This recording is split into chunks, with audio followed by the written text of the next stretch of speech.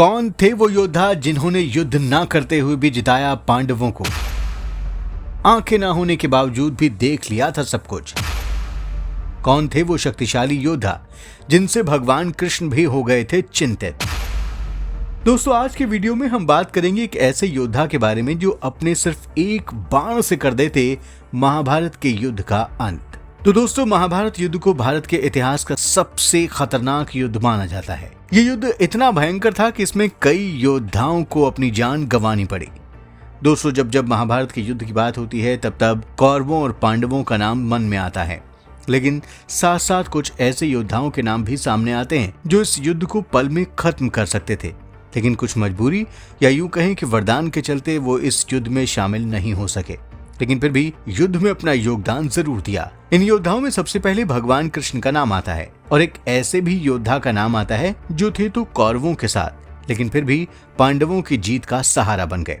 उन योद्धा का नाम था बर्बरीक, जो पांडु पुत्र भीम के पोते थे। दोस्तों, बर्बरीक के पास ऐसी दिव्य शक्तियां थीं कि वो चाहते तो महाभारत के युद्ध को ही पल भर में खत्म कर देते। बर्बरीक को धनुष विद्या में अधिक रुचि थी, इसलिए उन्होंने अपनी कठोर तपस्या से भगवान शिव को प्रसन्न कर वरदान में 3 अमोघ बाण को पाया था। माना जाता है कि बर्बरीक के पास ऐसे 3 शक्तिशाली बाण थे कि वो तीनों लोगों को जीत सकते थे। लेकिन अब सवाल यह है कि आखिर बर्बरीक का सर किसने काटा? अपने कटे सिर के जरिए उन्होंने पूरे युद्ध को कैसे देखा और तो और कैसे बिना सर के वो बने पांडवों की जीत की वजह? दोस्तों, आपको बता दें कि महाभारत में बर्बरीक का जिक्र नहीं मिलता, लेकिन लोक कथाओं में मिलता है। ऐसे में आपको बता दें कि जब महाभारत का युद्ध शुरू हुआ तो भगवान कृष्ण पांडवों के साथ थे, जिनसे पांडवों की जीत तय थी।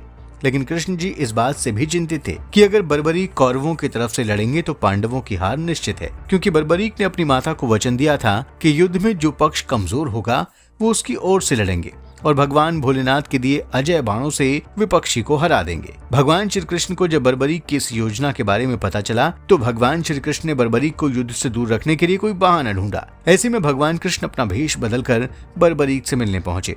बर्बरीक युद्ध के लिए निकलने ही वाले थे कि उतने में ही भेष धरे कृष्ण ने उनका मजाक उड़ाते हुए उन्हें चुनौती दी कि अगर वो सर्वश्रेष्ठ धनुधर हैं तो सामने खड़े पीपल के पेड़ के सारे पत्ते एक ही तीर में गिरा कर दिखाएं। बर्बरीक भगवान कृष्ण के छल में आ गए और उन्होंने तीर चला दिया। कुछ ही पल में पीपल के पत्ते गिरकर नीचे आ गए और तीर भगवान कृष्ण के पैरों के पास चक्कर लगाने लगा। बर्बरीक की तीरंदाजी का पता करने के लिए भगवान कृष्ण ने चुपके से एक पत्ता अपने पैर के नीचे दबा लिया था। बर्बरीक ये बात समझ गए और मुस्कुराते हुए भगवान कृष्ण से कहा कि आप पैर इस पत्ते से हटा लें ताकि तीर अपना काम पूरा कर सके। इस घटना को देखकर भगवान कृष्ण को यकीन हो गया कि बर्बरीक जिस तरफ से लड़ेंगे उस पक्ष का जीतना तय है। फिर भगवान कृष्ण ने बर्बरीक से पूछा कि तुम किसकी तरफ से युद्ध करोगे? तो बर्बरीक ने जवाब देते हुए कहा कि मैंने अपनी माँ से वादा किया है कि जो भी पक्ष हारेगा मैं उसी की तरफ से युद्ध लड़ूंगा। लेकिन कृष्ण जी फिर भी नहीं माने और दोबारा बर्बरीक को युद्ध से दूर रहने के लिए एक और प्लान बनाया।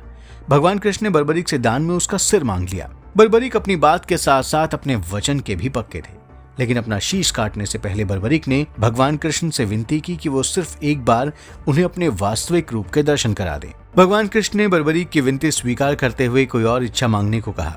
तब बर्बरीक बोले कि वो अपने कटे सिर के साथ पूरा युद्ध देखना चाहते हैं। तब कृष्ण जी ने उनकी इस इच्छा को पूरा किया और बर्बरीक का सिर एक पहाड़ पर रख दिया, जिसे आज की तारीख में खाटू कहा जाता है। बर्बरीक को ही कलयुग का भगवान खाटू श्याम कहा जाता है। राजस्थान के सीकर में बाबा खाटू श्याम जी के मंदिर में बर्बरीक के शीश की पूजा होती है।